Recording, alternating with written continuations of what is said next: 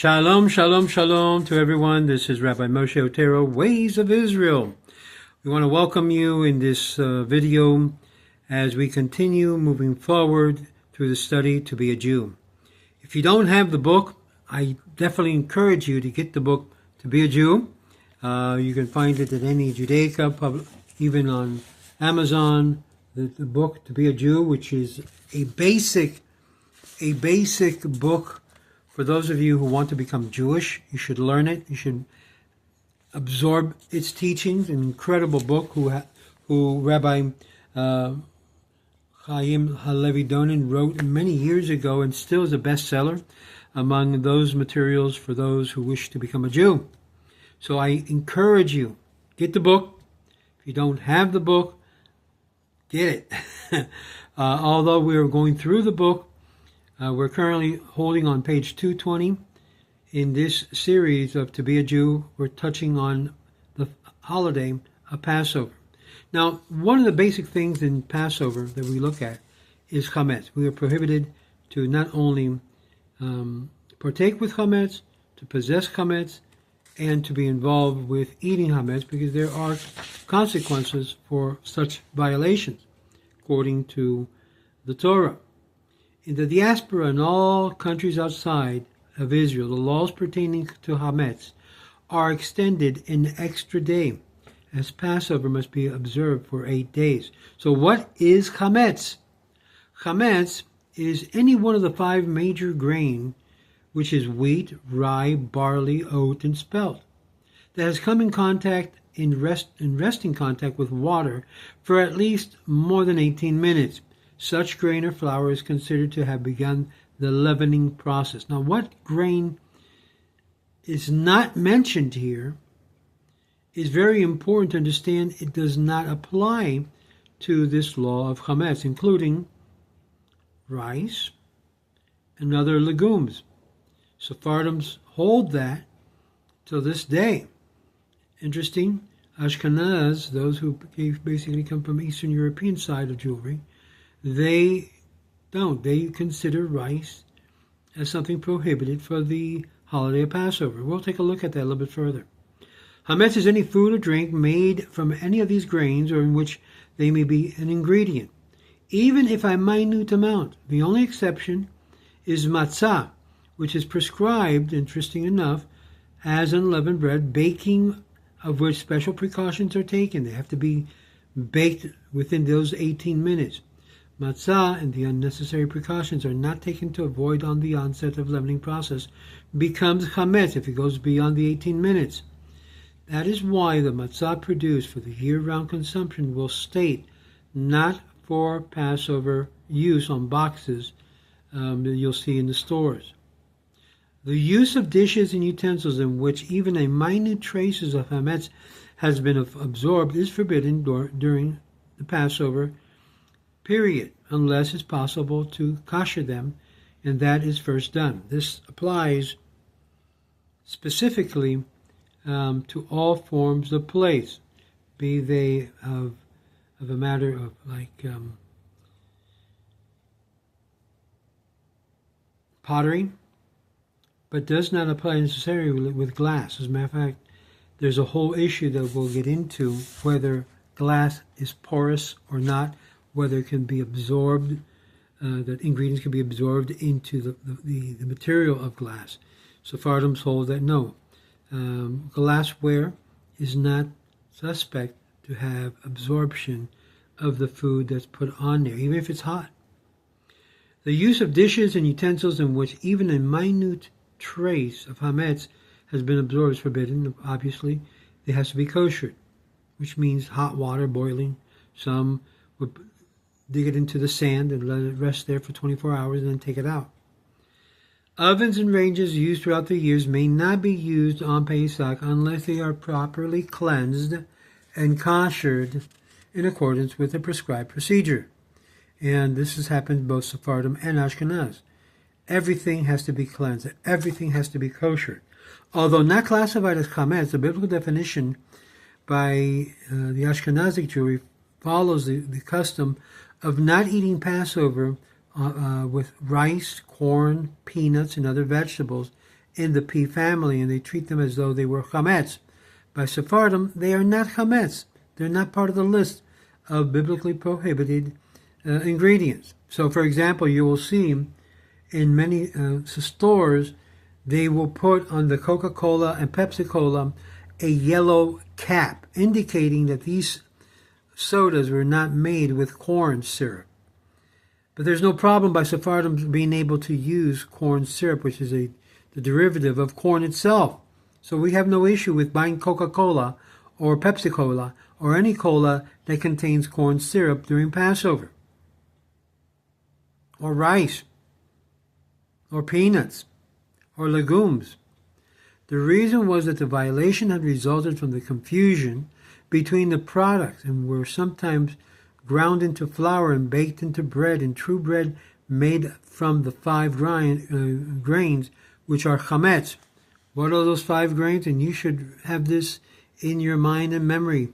You have wheat, rye, barley, oats, and spelt.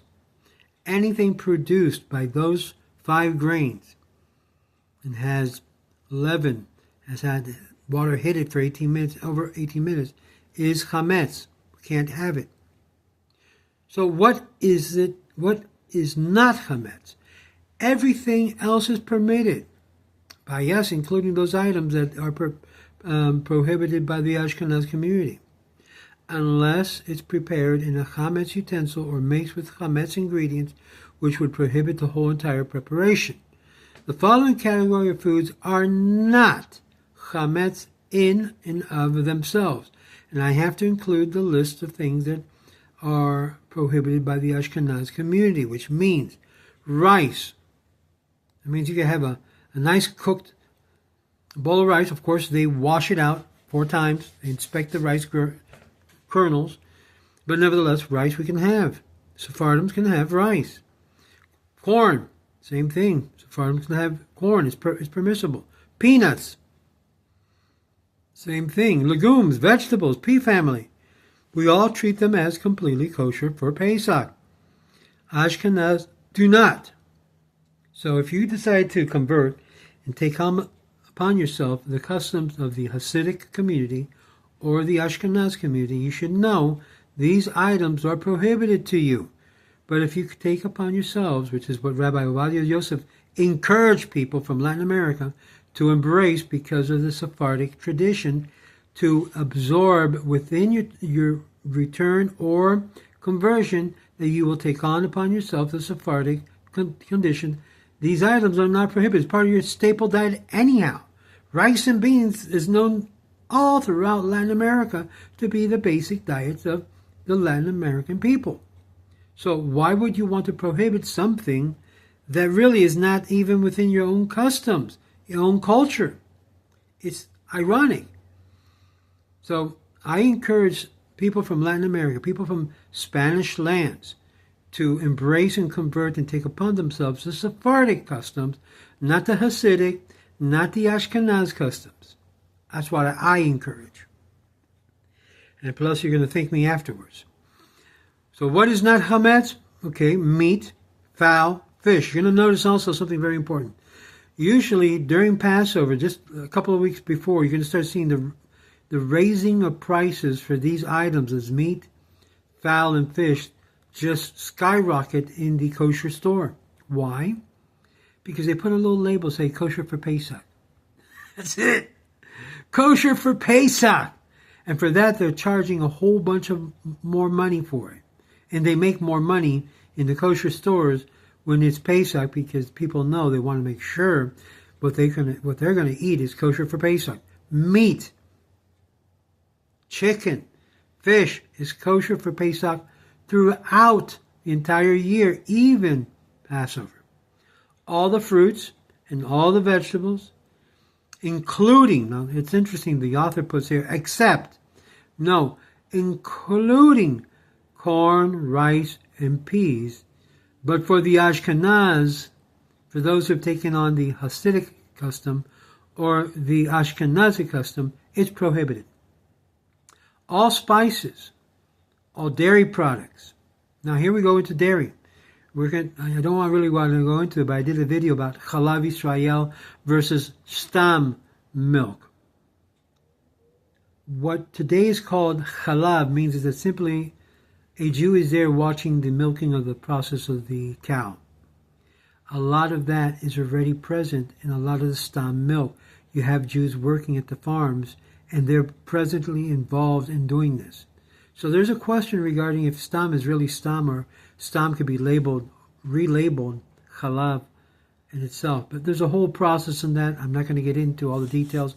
I did a video on that, on what they call the marketing genius of how they can raise milk prices. Plus, one thing about Chalav, it spoils much faster, much quicker than anything else. And there was one gentleman who was working out of a dairy farm in the Orlando, Florida area, that he was able to really perfection the Chalav milk. I think his name was Tevye milk, which did not go bad for even after 2 weeks. Where normally you'll see the Chalav Israel milk goes bad immediately. I have no problem drinking Stam milk. Not whatsoever, especially since there's so many eyes upon the process anyhow, including the USDA, and you also have the Jewish inspectors there. So I don't have an issue drinking Stam milk. To guarantee the industrial processed food contains no ingredient that would render what is prohibited to them during Passover, it is proper to purchase only such canned and bottled and packaged food as have been certified by a competent rabbinical authority called in to supervise the company's production. Fresh or raw food in the first four categories above need no special endorsement. Products made from Chametz, which are not edible, they're unfit for both human and animal consumption, need not be treated as Chametz with respect to possessing them or using them or deriving benefits from them. The biblical prohibition regarding Chametz applies only to items which are edible, either for human or animal consumption. So these laws has to do with dietary restrictions during the week of Passover. What is matzah? Let's take a look. Matzah is an unleavened bread or unleavened wafer made from water and the four of any of these five categories: wheat, rye, barley, oats, and spelt. If they're not among those areas, basically it's okay to eat. Someone asked me, is it okay, Rabbi, to have corn tortilla during Passover? Not a problem, as long as it doesn't have any leaven or rising in it. Should be no problem. Corn, anyhow, when they're done like they do in Mexico, it's only water and corn meal. No leaven ingredients are in it. No issue on that. These grains and flours, therefore, must be carefully watched to avoid the premature contact with water or any leavening agents. We're talking about the 5 grains. The entire baking process from that time that the flour and the water are mixed into the dough do not exceed 18 minutes. Most matzahs today are baked by machines, and although there are some people who will still infer and prefer matzah baked by hand, or the big round cooked matzahs, they look burnt, the development of modern machinery to mix the dough has not only made possible matzah of even quality and standards, but also has guaranteed a greater speed and process, thereby reducing the danger of leavening. It does not matter if the size is round or square. There's no special significance in the shape. Only once a matzah is baked, it is no longer subject to leavening, and various matzah products therefore can be made and finished matzah, which may be broken or ground up into matzah farfel, or matzah cereal, or matzah meal, fine flour-like product which can be used for baking cake. Now, interesting enough, there's a whole question regarding matzah ball for Passover. Not an issue whatsoever. Just because it swells, it doesn't mean it is leavened. Now, there's some Hasidic communities that will not have matzah ball during the first 6 to 7 days of the holidays. To me, it's a little bit mishugas, but to each his own. What is matzah shemura? Shemura means watched or guarded. It derives from the verse, and you shall keep the festival of Matzot, Exodus chapter 12, verse 17, which also connotes, and you should watch the Matzot from becoming Chametz. And watching is required only from the time when the grain is ground into flour, as all matzah baked for Passover use is thus watched. Mishat at tehina, all matzah kosher for Passover is technically matzah shemura. In view of the fact, however, there are a few sages who are of the opinion that it is necessary to watch the matzah to see that it does not come into contact with water from the time of the reaping. Misha'at katsira. And those who are especially scrupulous in such matters of guarding Shemira do this literally. Some do not throughout the week of Passover. Some do so throughout the week of Passover. Others only during the Seder night. And it is to this matzah, which is watched from the time of the reaping, that the term matzah shemura is now commonly applied. Now, while chametz is forbidden throughout the week of Passover, the beginning with the morning before the festival starts, the commandment to eat matzah applies only to the night of the Seder, and the precept is fulfilled by eating a piece no smaller than the size of a large olive. After the first night, eating matzah is entirely optional. No precepts is violated, as long as one does not eat chametz. The prohibition during the week is no chametz. Since it's not permitted to derive any benefits from chametz, one may not feed chametz, food containing any of these 5 grains, even to one's animals or pets, even if it's not possible to change the food of an animal or a pet to exclude chametz from the diet during 1 week, or the sale of the animal to a non-Jew should be arranged. Yes, we sell the animals to a non-Jew, so when the animal is eating chametz, it is from the hands of the non-Jew, as it were, and the benefit to the non-Jew. The sale of the animal to a non-Jew should be arranged, and the animal or pet actually turned over to the buyer. The non-Jew may be given to understand that after Passover, one might be interested in buying it back, even if it's necessary at a higher price. Now, we're going to pause here because in the next video, we're going to be looking at preparing for Passover. And believe it or not, this is where a lot of people complain because it's a lot of cleaning. So continue with us as we continue to delve into the holiday of Passover. We take a look at, in this video, the issues of chametz. In the next video, we're going to see how we prepare for Passover.